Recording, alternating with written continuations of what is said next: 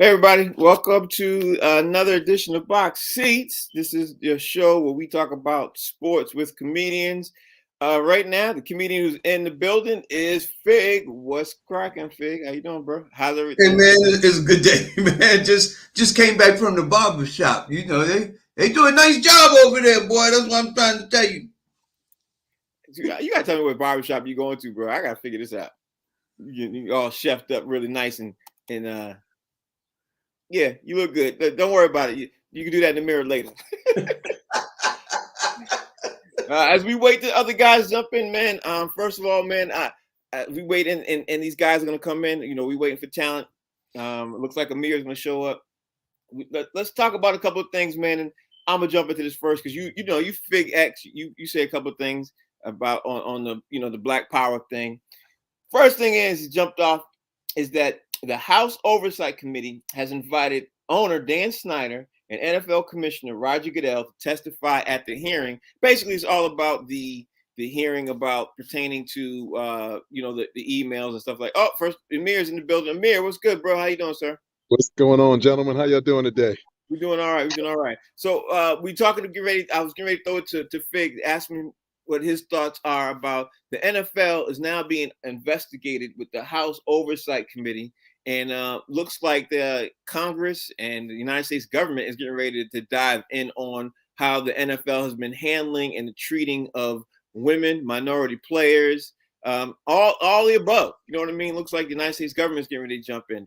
Fig, talk to me and tell me what you think, because now since the House Oversight Committee is involved, now you're talking about the House of Representatives, Congress, that's where we're at right about now. And if they start piling some stuff that Dan Snyder has been saying, and they start piling, uncovering some stuff that Roger Goodell has been hiding, because we all know those emails that have been going back and forth, that was a huge thing. And correct me if I'm wrong. The email, Fig, talk to me, bro. What you think? Man, I don't know why. Okay, the government is now getting into sports. Y'all can hardly handle your own stuff. I mean, you understand? Everything they can't agree on nothing. Nothing at all. Should we have guns? No, we shouldn't have no guns. Should we sign off on making it a hate crime for black people to be shot down in the street? Oh, we can't vote on that. Let's take a vacation. Every time it's time for them to vote on something, they go on hiatus. Oh, let's shut the government down. The government got to be shut down. Filibusters. I'm like, man, y'all can't agree on this stuff to keep the country running. Now y'all want to get into football? Listen, mind your business. Let the football players do what they want to do. And if these owners have something where they have committed a federal crime, then let the FBI and them get involved. But Congress, man, if Congress get involved, we may never see another NFL game for I don't know how long. I don't know, because they can't decide on nothing. Talent is joining the building. T, what's going on? How you doing, sir? Everything good over here, fellas. Y'all looking good over there. Everybody's lighting is good. Frank looked like they came up with the ransom money, so we back on track. Let me go to Amir. Amir, before we start talking about the NBA Finals, Amir, what's your take about the House Oversight Committee getting involved with this? Because, bro, it's ugly if you ask me. It is, but I think, this is another case of smoke and mirrors. The NFL has, been trying to do the best that they can to restore supposedly the faith in the American public and what they perceive to be a pristine organization. We all know that the NFL has had some issues for quite some time, especially because they have been one of very few organizations to allow, any owners of color and, all these other things to finally take place. When you look at the amount of players who've come through the NFL over the years versus the amount of coaching and all the other things, a lot of the numbers just don't add up. But I think this is their way of trying to distract everybody, to your point, Frank, about what's really going on in terms of the lawsuits that they're faced with, and some of the other black eyes and hits that the organization is taking on on a whole. So if you say that you got the big guns coming in, people will feel a little bit greater about the steps being taken, so forth and so on, and it kind of dumbs down the ability to really get in and focus. Because like I know, once they get involved, they'll just, oh yeah, we didn't see anything, everything was good. close the case. Let's keep it going. Yeah, I So agree with that. smoke and mirrors. Tom, let me get you up to speed, T. The House Oversight Committee is inviting Dan Snyder, Roger Goodell to testify at a hearing. They're getting ready to get underway. Roger Goodell, because he's the NFL commissioner. Dan Snyder, because of all this hijinks and stuff that Dan Snyder has been doing with the Washington Commanders. So I just found this story to be very interesting because before we even talk about the NBA Finals, because they literally could be looked under the microscope by the way they've been handling minority situation of women and stuff like that. What's your take on this, T? I think Amir got a good point. When you want to shake things up and put the fear of God in people and make them take things seriously, you bring in the big boys. And in America, the government's the big boys. So once you do that, you try to get people in line, so to speak. Because if we just talk about, you're going to independent investigation, this committee, they don't shake things up like the government. The government is the end all be all and shakers. Right. I think that definitely has to be a lot with that. But since we've been talking about the NBA Finals that starts tonight and everything else, I want three of you guys to sit there for a hot second. I'm about to throw this question out there to you. I'm going to start with you, Fig. Are you ready? Here's the question. NBA Finals is kicking off tonight. We all know that and everything else. But looking back, since we all are kind of older, you know what I mean? We in there. What is your favorite NBA Finals, not NBA overall, your favorite NBA Finals moment? I'm going to start first. Well, let me just throw this out there. My favorite NBA Finals moment is probably a lot of people's. Michael Jordan hitting that shot, closing, the NBA Finals game and the Chicago Bulls run with the shot over the Utah Jazz, Game 6. And then the picture ended up coming in, with Jordan having that picture from behind. And you saw the entire audience and everybody else standing in Utah. That to me, that's my favorite because I saw that this morning on ESPN. I like that. I like that. I was like, you know what? That's one of mine. In my top three at least.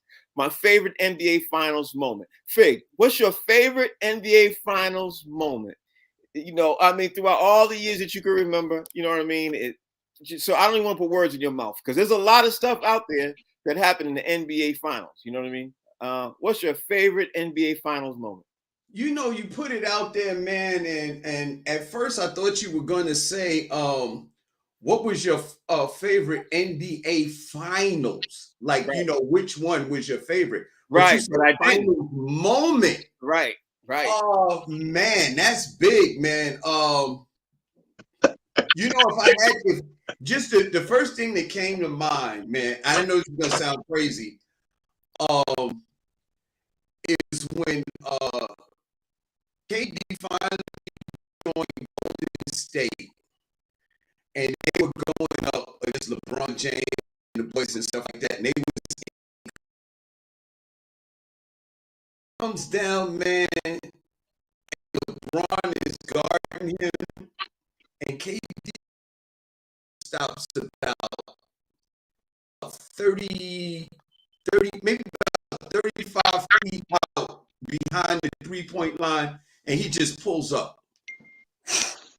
Wow! Wet! I was like, yo! That took a lot of guts. I mean, I know that's what KD does, but that took a lot of guts to do that in that moment. And I was like, yo, this boy has arrived. And he was like, yo, I know LeBron is on top of the mountain. He said, but it felt like he was like, I'm coming to take your spot. And he just pulled up in his face, and it was just like, and you can see the whole air just like go out of the stadium in Cleveland, because they was in Cleveland at the time, and everything, it just like the dust just like settled, and everybody was like, oh, KD is in. That's amazing you would say that, because being you're a New York Knicks fan, I literally thought you were going to say what's his name came from the stand. Willis Reed. Yeah, I thought you were going to say Willis Reed. I thought you were going to do a New York Knicks moment. But our fans wouldn't even know that, Frank. You know what I mean? Our fans, they would have to Google that.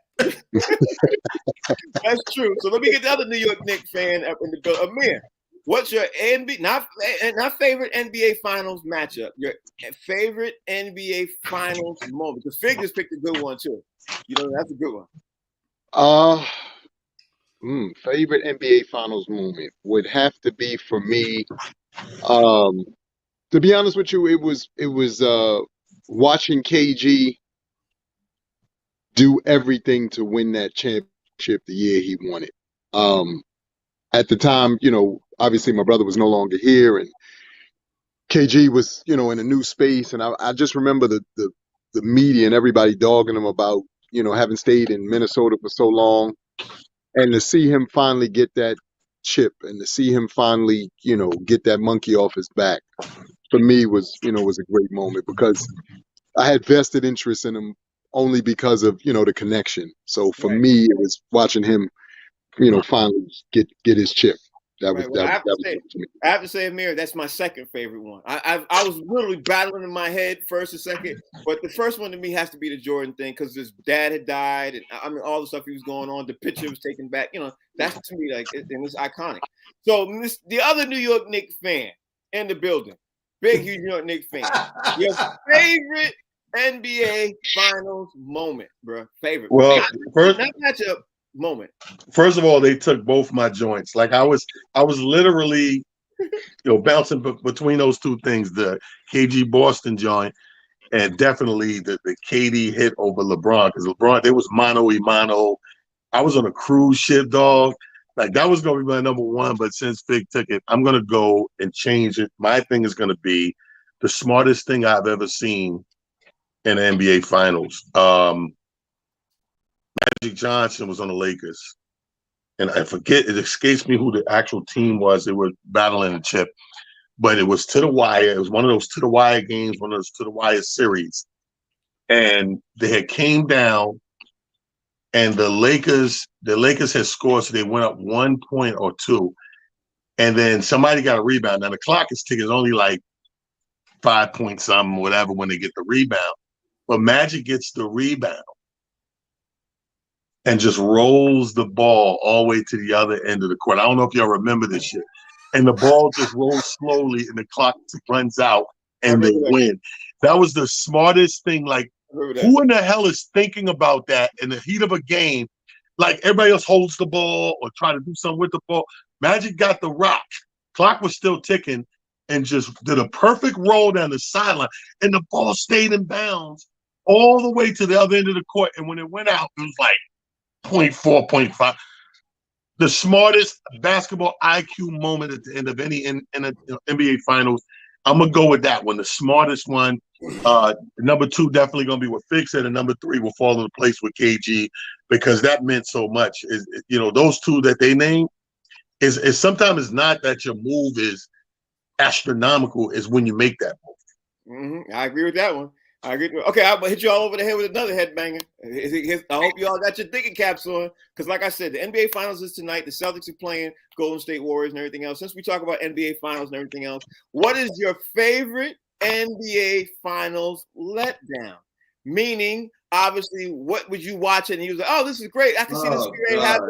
And your favorite. Now, I'm gonna start first. My favorite NBA Finals letdown has got to be when Gary Payton joined the Lakers and Karl Malone and joined the Lakers, and they lost to the Detroit Pistons. I thought that right there, to me, was kind of huge, because I was let down. I was like, wow, I expect the Lakers to win. Now, I'm not even a Lakers fan. You know what I mean? I expected the Lakers to win. I was watching the Lakers win. I think they were going for a three-peat at the time. I think they were definitely going to, make some historical moment. I don't even remember at the time. But I remember they were getting ready to make some sort of history. And the Detroit Pistons came in and knocked them completely off the block, and nobody saw that coming. That's my favorite NBA Finals moment letdown. So, Fig, what is your favorite NBA Finals letdown? Something that you thought was going to happen and didn't happen, and you got let down with that. I know I'm making y'all think for a moment. You know what? Since my team hasn't been there a while, I've been sort of rocking with Golden State, and I know this is crazy. When Kyrie hit the shot to beat the Golden State Warriors at home in Game 7, after a couple players that got injured, I think Bogut got injured. Andre Iguodala had back spasms, and that was the same year that they suspended Draymond Green for Game 5. I just thought that was a horrible moment, and where Kyrie hit the Game 7 shot, the big 3-pointer to win the game for the Cleveland Cavaliers.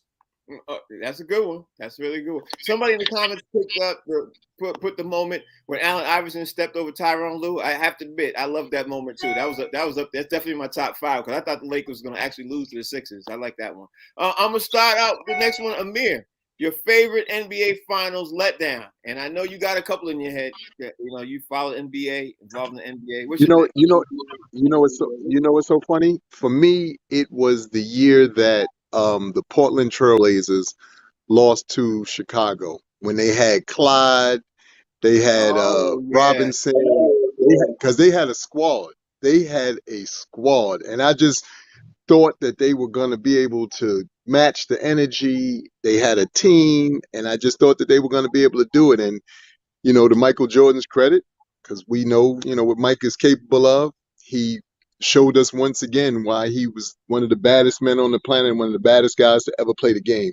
But I really did think that Clyde Drexler and that squad in particular had a very good chance of being able to beat Chicago. And it did not come to fruition. Amir. Yeah. Remember when he ran down court like this? Yeah. He hit the 3-point. He was like, what do you want me to do? Fig, if you remember, Fig, I think he hit maybe 6 or 7 3-pointers that game. Actually, he was just in his zone. So he definitely did. T, you up? What you think, T? What's your favorite NBA Finals letdown moment? Y'all gonna stop taking my joints. I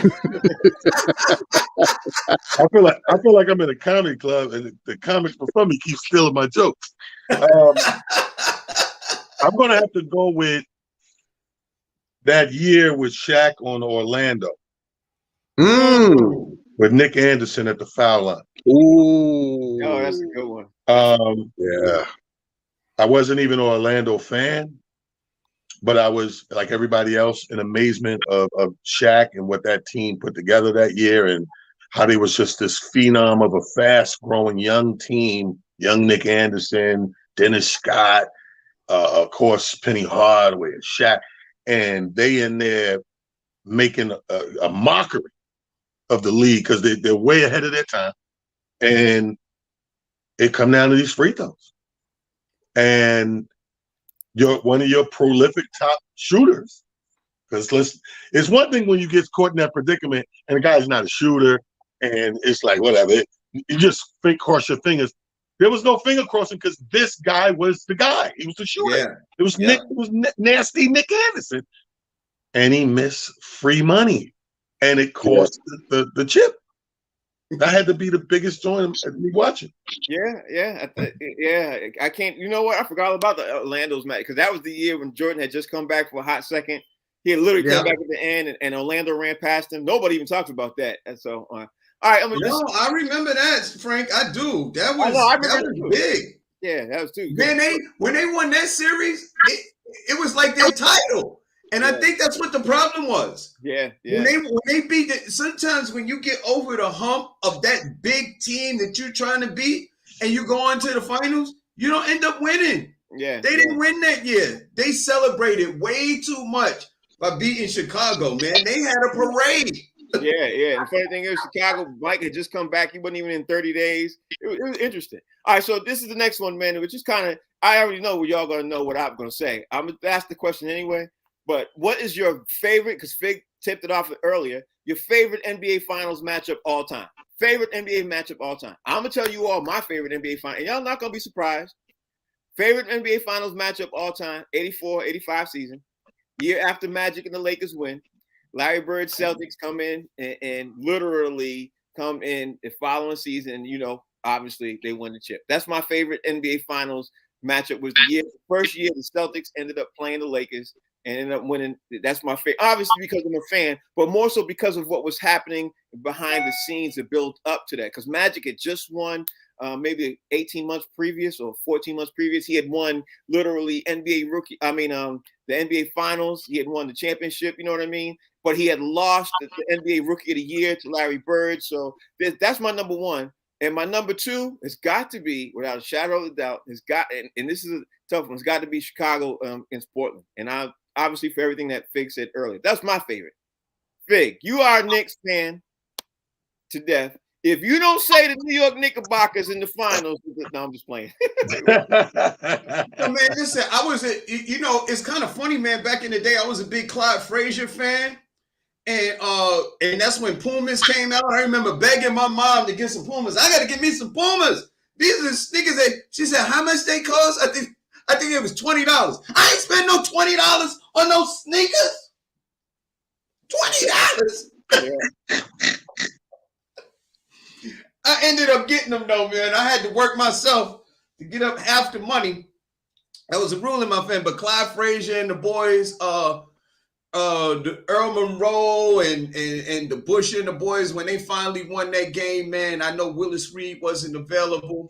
I remember exactly where I was, man. I was downtown Brooklyn, man, on Court Street. There was a spot called the Shelter Health Club that my mom used to go to, and I sat in the cafeteria and watched it on this TV that they had there, man. I remember where I was, man. That was a dope moment. But man, I gotta say the next one, man, the fight. Well, when Magic Johnson and the Lakers beat Larry Bird and the Celtics the first year, because that was a big rivalry. It was Magic Bird. I know you like the second year because the Celtics came in with helmets, shoulder pads, cleats, bats, chains, and it was like a gang fight the next year. They didn't just beat the Lakers, they beat them up. Mm-hmm. And Pat Riley said, y'all soft. Yeah. Okay, so that's good. Because the Celtics beat them up. I think Larry Bird punched Kareem in the face and they was smoking Magic on the sideline. He said everything. He said he was doing everything but eating a peanut butter jelly sandwich. All right, so let me ask you, Amir, what's your favorite NBA Finals moment? I know you're a Knicks fan, so let me see what you're gonna say too. Wow, that's a deep one because being a Knicks fan, like you said, as much as I am, some of the other classic matchups were so much better to me in terms of just watching these great players go at each other. The matter of fact, the year that KG and them lost to Kobe. Remember Kobe's, I think it was his last or his next to last championship when KG and them lost because they didn't have Kendrick Perkins. And they just ran out of gas because they literally was in that whole series the entire time. And they were just gassed. They just had nothing else left in the tank. And they left it all out there on the court. So that's one for me. And then trying to think. See, the Knicks ones, I was just mad because we never came out on the winning end. Like I was mad when the general for San Antonio, he was shooting our lights out with the baseline. The Admiral. He's just gonna let him keep. He's just gonna keep letting them do that to us. Like, come on. But I think that one stands out for me. And actually, I forget one of the bad boys. I forget which bad boys matchup, but one of the bad boys matchups I was a big favor of too because 87. Isaiah and the boys just came out and took care of business. When Vinnie Johnson was cooking and was cooking, that was a heck of a team to watch. Yeah, that was 87. They beat the Celtics in the Eastern Conference Finals. They ran on one and when the first one, 3 in a row. I know you ain't gonna pick the Knicks when Knicks made it to the finals. I know you ain't gonna pick that. So yes, I am. Oh, okay. Because I'm not gonna run away from this one because Amir tapped on it. But let me make the significance of it. When we played, it was 1999. I feel like Chuck D. 1999. 1999. Understand how significant this was. This was on the heels of Jordan's second three-peat. So it was our turn. Right. So it's our turn. And what people don't realize is we went from the 8th seed to get there. Yeah. We went from the 8th seed in the playoffs to make the chip. And the only problem was when we got to the chip, Ewing got hurt and they had the Twin Towers. Yeah. They had the second coming of the Twin Towers between David Robinson and they just got Tim. So we like, damn, we don't have no big boys to really come. Their scoring down low is going to be crazy. But we had a newfound love for, back then, Sprewell was on the team. Yes, And sir. Allen Houston. So we had two banging ass, shooters and swingmen that was actually getting this thing done. They were winning and making some noise. So because of where it fell in history of the NBA, make that my number one. Yeah, we didn't win that San Antonio, but that also made me a big fan. That became my second team. I just called it my West Coast Annex team. And then you had, who could not love, the Miami Heat, when the Miami Heat got their ass beat by San Antonio. Mm-hmm. Yeah. Now that was 2014. And here's what made that so dope. They shattered the system that I deem BS. Like, I hate what LeBron had started. When he went to Miami, he started that whole, I'm going to buy a team and create a super team and all that. And they waxed their ass in 2014 with a good old-fashioned bowl of fundamental grits. Tim Duncan was going off the glass. Fundamentals beat the Rucker Park that year, bro. Yeah, man. Yeah. Yes, sir. Those are my two dope ones. I love them. All right. Somebody said Kobe's championship when he won without Shaq. That's a good one. That was a great one. Yeah, that's a good one. I can't see a lot of people's names, so I don't know who said that, but that's a good one. That was Daniel. That's my son. Oh, okay. And let's see, talent. They picked a good one. Sally Johnson, Isaiah Lambert. Yeah, that's a good one. Let me see. Okay, I think that's what it was. Okay, so let's move on to the NBA Finals tonight. All right, the NBA Finals tonight. This is what the update is, right? Marcus Smart and Robert Williams are managing the injuries. They are prepared to play. Gary Payton II, Otto Porter Jr., Andre Iguodala, all questionable for Game 1. My question to you guys is, since the NBA Finals kicks off tonight, I'm going to start with you, Fig. Where do you think that tonight's Finals is going to land in the echelon of basically the NBA history? Do you think if Golden State wins, it's going to be one of the marquee NBA Finals ever all time? Or do you think it's just an average NBA Finals? What's your thought about the NBA Finals as it kicks off tonight, Fig? What's your thought? The thing about it is that Golden State has been there so many times. I don't know if it's gonna reach that plateau tonight, simply because I expect both teams to be a little rusty tonight because they haven't played in almost a week. Like Golden State has more than a week. Huh? Don't focus on just the game. I'm talking about the series overall. I'm saying. Oh, you talking about the series? I thought you said tonight. Overall. Yeah, I did. Okay, I said it kicks off tonight. The series is probably.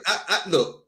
You guys know that I picked Golden State to win, and I think this is going to be a major. If it happens the way that I think it is, I think it's going to be extremely significant because I believe Steph Curry will get his Finals MVP, and I believe that he'll get the just due that a lot of naysayers about Steph Curry, that they will have to have a come to Jesus moment and realize how really great this player is. Because they leave out the reason why they don't think he's a great player, because he don't have a Finals MVP. He has everything else, but not the Finals MVP. And the fact that he gets that, I think that'll be extremely significant. That'll make this Finals extremely significant. Okay, so Amir, the same question to you. In the upper echelon of the NBA Finals, with this, obviously the matchup is tonight. How you see it playing out, and where in the levels of importance of NBA Finals history will you think it lands? Do you think it lands up there in one of the best ever all time, or what's your thoughts? I don't want to put words in your mouth. What do you think? I think we have to hope and pray, and this is what I'm praying for, that every single solitary game goes down to the very last, goes to the buzzer. Because if it could do that, then no matter who wins, either way, I think that's what will propel it into that space. But I also think you have conceivably what is the old guard, because when you look at Steph Curry, when you look at Klay Thompson, and when you look at Draymond Green, after you get past CP3 and LeBron, they're the next tier of OGs in the league. So Tatum and them are the new guns. So you got the old guns against the new kids on the block. So I think from that perspective, it's going to be really, really great to see if all of the hard work that Boston has put in and all the stuff that they've done up to this point has prepared them for this moment, because it's going to be a moment. The other guys have been there a couple of times, so they know what to expect. It always is interesting to see what the young people, take away from it. Okay, that's your take. See, in the echelon of the NBA Finals and everything else, I like the way he does product placement real fast. See, what's your take on this? How do you see it? Do you see it being up there in one of the best finals when it's said and done as being one of the best finals to ever be played because of what talent? I mean, because of what Amir said, like the old new Jacks versus the old Jacks. You know what I mean? Or how do you see it playing out? Well, I see this. This is where stars are born. Stars are made in the playoffs and the finals, and this is, for lack of anything, like this is the party is still continuing for Boston. This is Brown and Tatum's come out party. Now, this is the difference of them rising to superstardom, super player, or staying just good, very good player, or go great. Even if they lose the series, but they are like out there just getting their rocks off, and they're hard to stick, and they're putting up numbers. And even with let's just say hypothetically, Boston loses the series, but Tatum averaged 30 and 10. He's elite. He becomes elite. This is his chance. And then same thing goes for Brown, where these guys can now rise above good or great players to become elite. And in that category, like you said, because the old guard is coming down. Even though we're looking at it now, but we're very easily 3-4 years from the old guard coming down. And who's the new guys? This is where you solidify that. I think it's going to be a good series. I expect no less than a 6-game series. I think that the powers that be expect whatever from Golden State, which is great, because now you have a Buster Douglas opening. This is the Buster Douglas opening for Boston, because everything's expected over here. Everything's leaning over here. This is where you catch him sleeping with the uppercut, knock him out, your elite player. So I think they're going to give us a hell of a series because Marcus Smart ain't going to let him lay down and be soft. Yeah. He's not going to let it happen. That Marcus Smart is the new millennial. What's my man named Dennis, the black dude with the freckles on Boston back in the day? Dennis Johnson. Yeah. He's the new Dennis Johnson. This dude used to dive or slide, I should say, under the little bleacher seats for loose balls. And he got freckles. Yeah. Danny Ainge too. Nobody with freckles dives, bro. Check the stats. Freckle dudes, no, they're statisticians. So this dude is the new version of that. So the team goes. So he comes in there. I mean, you gotta just, like with these young guys, you gotta just don't look at their haircuts. Just look at the game. Don't look at that. He put the green, he dyes the green yarn in there and all that. Oh my God. Don't concentrate on it. You know what's ironic about that talent? Marcus Smart makes a lot of dumb mistakes. Yeah, don't be talking about my boys like that. Don't be doing that. I like Marcus Smart, Frank. I like Marcus Smart. No, he's my favorite player on the Celtics, but that's neither here nor there right now. So let me throw this out there to you guys now. I saw another question this morning. I wanted to throw it out there. I thought it was a pretty good question.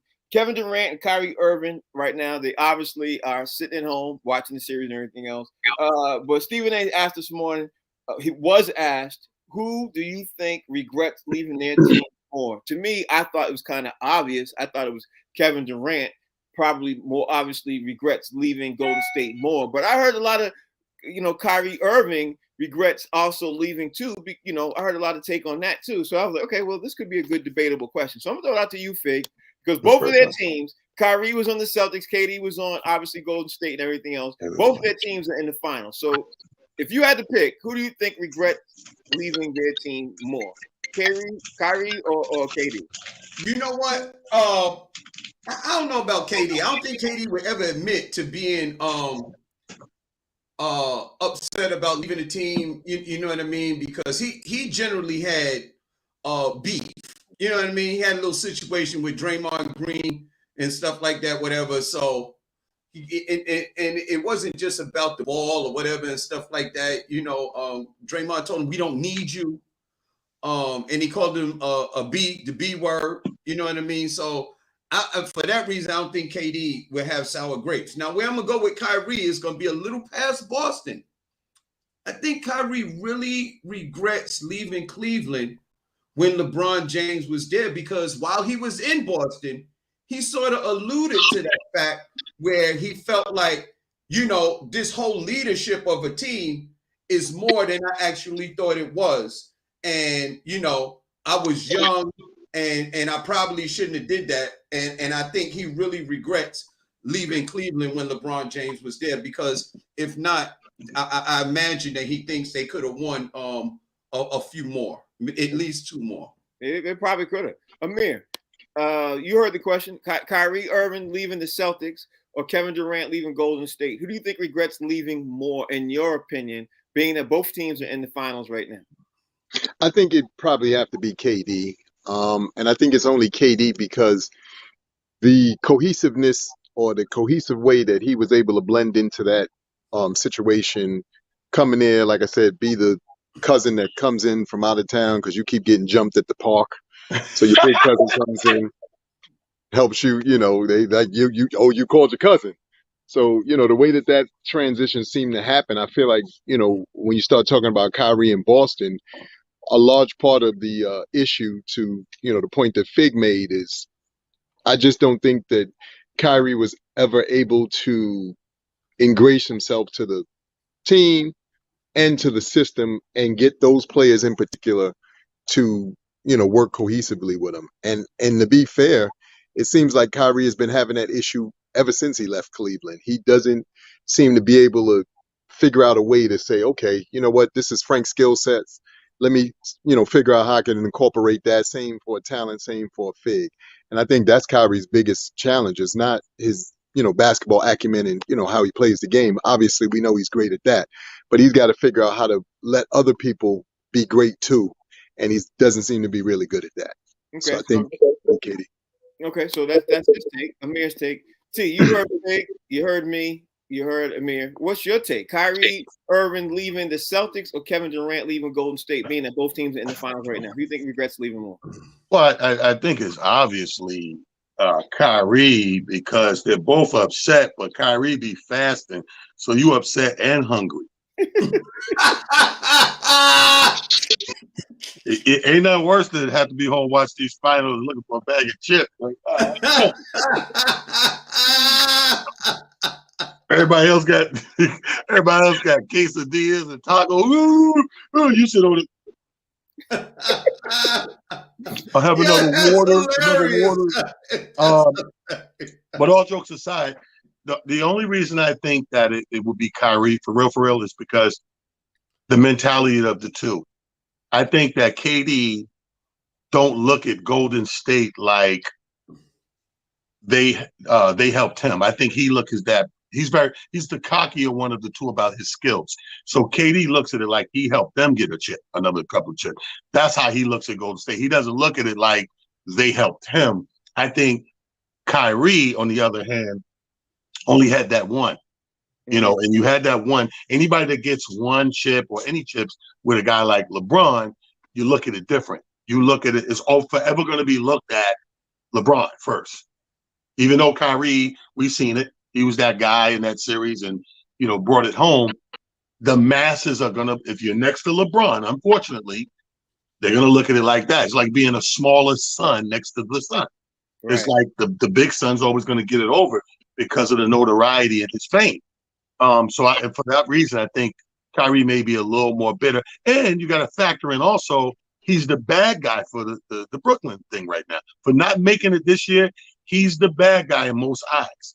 Oh, he was this, the vaccine. Oh, he took personal time here. Oh, he was fast. Oh, he did all that. So nobody's really looking at KD like KD blew it. Everybody's looking at KD like, yo, why Kyrie ain't helping? Yeah. There's always, you got to realize, America's built on the hero and the villain. There's no villain. There's no hero. It's the heroes and the villains. Yeah. I think you're absolutely right with that. Speaking of the same thing with NBA Finals, let me just throw this one out there. I don't know if you guys heard, but Kanye West started a marketing firm, and Jaylen Brown is the first NBA player to join his marketing firm. And people are expecting, obviously, more NBA players to join that and everything else. So, Fig, I'm going to ask you this. If Jaylen Brown and the Celtics win the NBA Finals, here's the question. If they win the NBA Finals and Kanye West has his marketing firm, he's getting ready to get started, do you think more NBA players will start running down to him if they win the NBA Finals, or it doesn't even matter? You think the NBA players will just join because it's Kanye West regardless? What's your thoughts process? I would say some younger players might join up with Kanye. I mean, he's an extraordinary businessman, except when it comes to his wardrobe. Yeah, that's true. he had on a pair of boots that looked like he stole them from the Jolly Green Giant. You mean to tell me that was real? Hold up, that was real? I thought that was somebody was just did that on the Yo, man, them boots was big, man. I thought those was real, man. And you know the Jolly Green Giant don't have no shoes on in his picture. So yeah. I thought those was his boots, man. Kanye West is a brilliant businessman. Maybe what he's trying to do is to get some NBA players to wear Yeezys.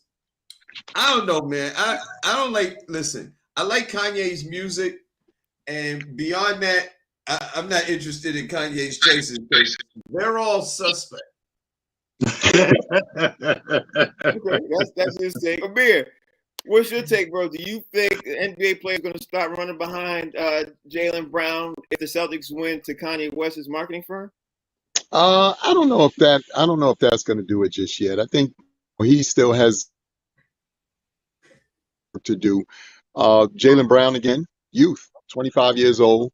What it will do is give some of the younger players an opportunity to, again, explore other options.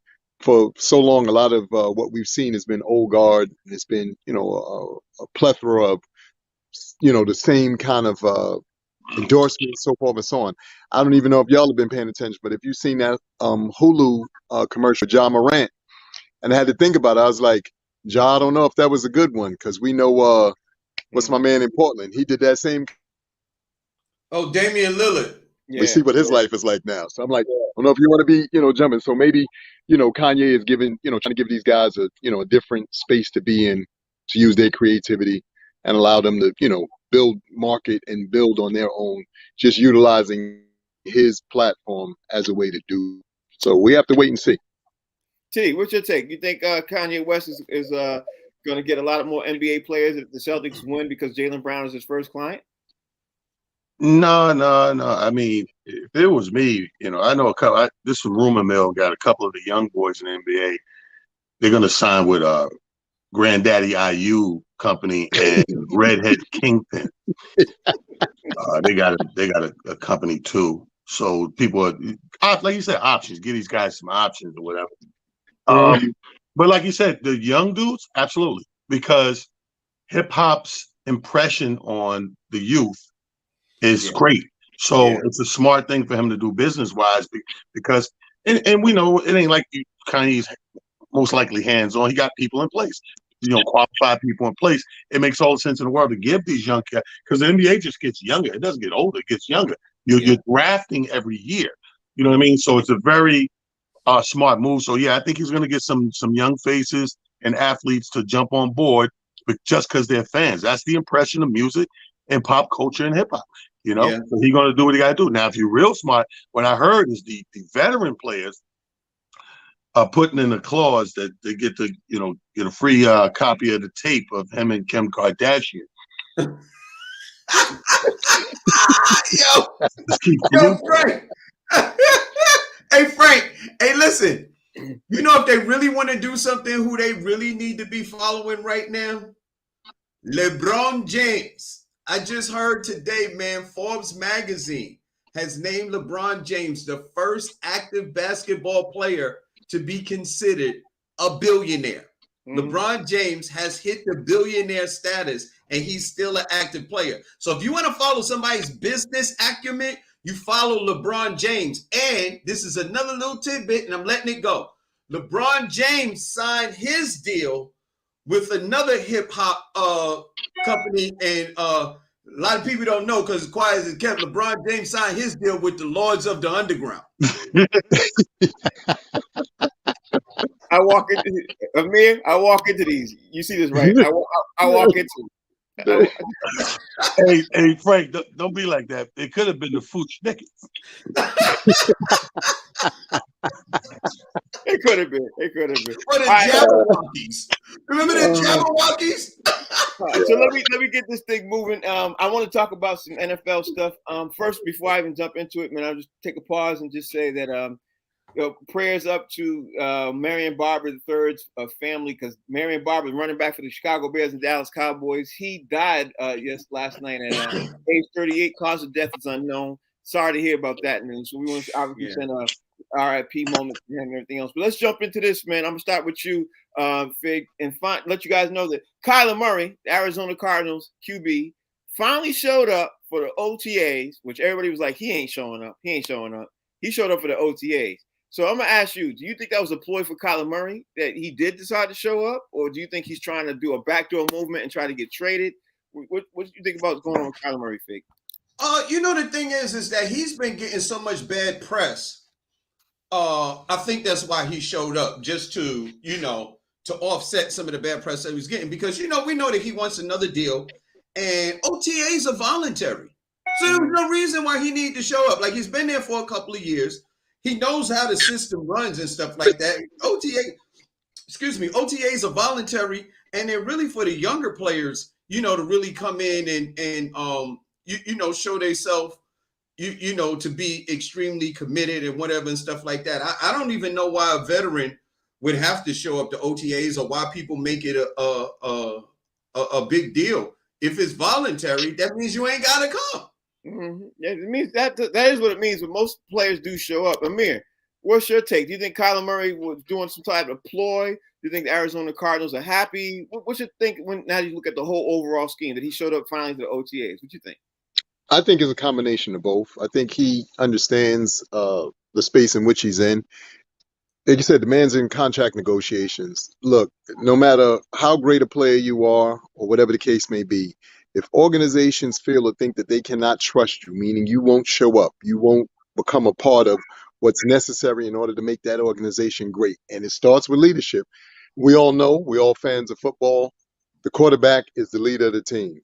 Always has been since day one, always will be. Now, I'm not saying that defensive players don't make the team stronger and tougher and all of that stuff, but technically speaking, the offense and the quarterback is a key position on any NFL team, or any football team for that matter. And he's got to do some damage control in order to get himself into the space where he really wants to be. And it starts with him doing this thing in particular to, get kind of, obstacles. Mm-hmm. Yeah, that's a great point, Amir. T, Kyler Murray, was that a ploy? What you think he was trying to do? You trying to let the Arizona Cardinals get concerned? What you think, him showing up to his OTAs? Yeah, he's just playing around. He's just playing. Kids will be kids. He's just playing, because everybody know you don't make it to the OTAs. OTA stand for you out of here. Mm-hmm. So he don't want to go nowhere. But I think that the NFL's gotten we know it's gotten softer, but I think it's gotten mentally soft to the point where, especially these quarterbacks, they need a lot more coddling today. Mm-hmm. So they need to make the news, stir things up a little bit, get that phone call from the upper brass to say, hey, man, no, you good, settle down, we got you, we team Kyler Murray, and da-da-da-da. But it's all for show, man, because what I'm noticing about sports now, it used to be a day, Frank, where when your sport went dark, your sport went dark. Right. Yeah. That's the old days. So we knew when we came up on the summer, we like, remember that blanket in the summer? Ain't nothing to do, ain't nothing on. So now the new thing is, every sport that ain't on, they're gonna be making news anyway. Right. We're gonna talk about the NFL anyway. Like, ain't nothing shaking, ain't no games, no practice, but something gonna come up. Well, Aaron Rodgers got in a fight with Kyler Murray. Or Aaron Rodgers playing golf with Tom Brady. Like, Exactly. how about that? They're Yeah. not gonna let you go no more. Those days are gone. Even when it's downtime, we're gonna still be doing this and causing stuff. Watch this. Right after the NBA Finals, I bet anybody on here, 3 NBA affiliated people, whether it's a player or administration, will get DWI. Hey, but just saying, Kyler Murray said if he don't get his money, he gonna call the Lollipop Guild to represent. That's a very good possibility. Yeah. They gonna represent him. And the next up, man, I'm gonna throw it out to you, Fid. You up first, man. Myles Garrett of the Cleveland Browns. You know what I mean? Because now Myles Garrett recently signed everything else. He said that Baker Mayfield's basically gonna land on his feet no matter where he goes, and he's not gonna be a judge of the Deshaun Watson allegations because as we talked about yesterday and the day before, the new Deshaun Watson allegations might disrupt Cleveland Browns and everything else. First of all, I'm gonna throw this out there. I don't even think Baker Mayfield is gonna be on the roster in Cleveland when the season rolls around. I don't think that's gonna happen. I don't either. I think he's going to be traded. But I appreciate him sticking up for his potential QB who's out there right now. But what's your thoughts on Myles Garrett speaking up for Baker Mayfield right now and the Deshaun Watson situation, Fig? What's your thoughts? Well, here's the thing. This is perfect timing. We just talked about either yesterday or the day before somebody else coming in and being a part of this list of people that was part of this lawsuit against Deshaun Watson. So, I mean, you never know what's going to happen between now and the beginning of the season. So if Deshaun Watson can't play, guess who's going to be the quarterback of the Cleveland Browns? Baker Mayfield. Who you speaking up for? Your potential quarterback. Who going to be quarterback in your team? That dude you need in your camp. You need him to be on your side just in case Deshaun Watson can't go for, I wouldn't keep talking about the first 6 games. The first 6 games. Maybe he can't play. You're going to need a Baker Mayfield. And I was never out on Baker Mayfield because I remember Cleveland Browns before Baker Mayfield got there. They wasn't winning anything. So this guy can't be all that bad. I don't know. You can say, it was the running game. It was the defense. The running game and the defense was there before Baker Mayfield. And they still was losing games. So let's get this dude a little bit of credit. I mean, he ain't my favorite quarterback, but he ain't as bad as people say. Amir, what's your take? Yeah, I think, I think that there is, some validity to that. I think that he's going to be there because, as y'all have been reporting, they have to do something to Deshaun Watson. So you're not going to start the season, and totally be, horrible. They have, had some consistency in the last few seasons, especially under Baker Mayfield's, leadership. And they need to at least keep that going until they can settle the things with Deshaun Watson and get him acclimated to the organization and what the organization is going to look like going forward. Baker Mayfield, look, bro, sometimes you're just caught in a terrible situation. And apparently at this particular time, that's what's happening to and for him. But this is how you make the best of things. Go out there and ball the hell out. So this way, they now are really pissed off that they got to get rid of you because they, might have jumped the gun on what your skill sets were like. That's how I'd look at it. I'd be like, okay, yo, you got it? Not a problem. Watch and see. Yeah, I'm gonna say this to you. If Baker Mayfield goes 6-0 or 5-1, Cleveland got more problems than they ever thought they would have. You know what I mean? Because people in Cleveland will be really upset if you trade him. You know what I mean? But that's just my take. What you think? Well, I think he's gone. I think the people of Cleveland know that. I think Baker know that. I know the Cleveland Browns know that. I think all this speculation, with Watson and everything is over, over the top. I think we're getting ahead of ourselves. But I do agree he will land on his feet. Because like Fig always says, Fig's ex will tell you, it's, just a white man's game when it comes to quarterbacking. And he has been the prospect, so to speak. I watch a lot of Sons of Anarchy prospect. So when you join the motorcycle game, you can't just get in. They make you a prospect. You like basically the gopher boy. But this guy came in that guy, and like Fig said, he's not all that bad. He just didn't get it done at those crucial times and moments where they wanted him to get it done. But all the hoopla back and forth between quarterback and team, There's so much damage done in there, bro, that why would you trust those? Let's say it's 5-6 weeks. You're not going to trust those 5-6 weeks to somebody who already know that the writing's written on the wall. I'm not going to get out here and try to help you win. I'm still upset. I'm still a bit perturbed, So I think we're jumping the gun. I think he definitely won't be there. And we're looking at, a different backup or a small suspension, and then they're going to get back to business as usual. These people have been doing this since the beginning of the game. They're not unsmart to the point where they would have dished out this money without knowing they had assurances. I could almost guarantee you that. No, I agree with that, but I do think the House Oversight Committee, that the news that just dropped up this morning, I think that's probably throwing somewhat of a monkey wrench into their, how they do pre-planning on what they're going to do. I think they're getting ready to get nervous now about that. We'll see how that plays out, but I think you're absolutely right.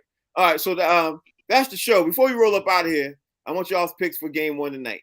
For the NBA Finals. I'm gonna start with you, T. Who do you think? You think the Celtics gonna go in and steal a game, or you think Golden State's gonna roll them over? What you think? No, I think you in there when you're in that home game in the Bay, all that yellow.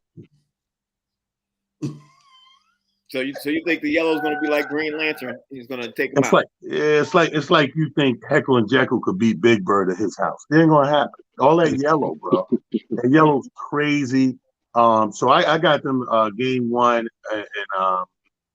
and that's just how it's gonna fold out, bro. A big shout out to Buffalo teams, by the way, football, hockey, and lacrosse for raising over $1 million with those T-shirts. Choose love for the victims of that Buffalo shooting. It's funny how the Buffalo thing kind of got swiped over real fast with the shooting, because they both was just as big tragedies to me. But kids. I think kids, they make a big difference, bro. No, it does. I get that. But that's the death, no matter how old you are, if you ask me. But I get it too with the kids. I get it. Fig, tonight's game, Golden State Warriors can kill them in Game 1, or the Celtics can go in and steal Game 1. Here's the thing, man. Golden State is undefeated at home this entire season. So I gotta go with Golden State continuing up, and I think, believe it or not, I think Golden State is going in with a little bit of chip on their shoulder, because I think they got some bulletin board material from the Celtics, man, and I think they. What bulletin board material is that? Well, a lot of I don't know if it's from the actual team, but a lot of people have been talking about how how the Celtics is going to stop them, and then there was this thing about people like Marcus Smart is a Steph Curry stopper. I think that's ugly. I think that's real ugly, and I think the Golden State is going to handle their business tonight. Well, two things. One, Marcus Smart has been to a certain extent, and the Celtics are 7-2 on the road. You know what I mean? Marcus Smart does have the best percentage against Steph Curry. Amir, let me ask you: Golden State could roll them tonight, or is it immediately whereas the Celtics end up stealing Game 1? What do you think? I think Boston may steal one. To be honest with you, I think Boston might steal one, and only because I think that to a point that Talon made earlier. He said, this is the opportunity for Jaylen Brown and Tatum to establish themselves. And if ever there was a chance for you to establish yourself, it's that first game, go in there, punch them in the face. And as Mike Tyson once said, everybody, talks tough until you get punched in the face. Wait a minute.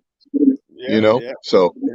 Yeah, and the Celtics are 7-2 on the road and haven't lost 2 games in a row, all playoffs. So we'll see how it goes. I'm interested to see it. Y'all already know who I'm going to pick. So who you gonna pick? Well, say it. Okay, I got the Celtics, and I got the Celtics in 6. That's what I got. You should have never came to Africa.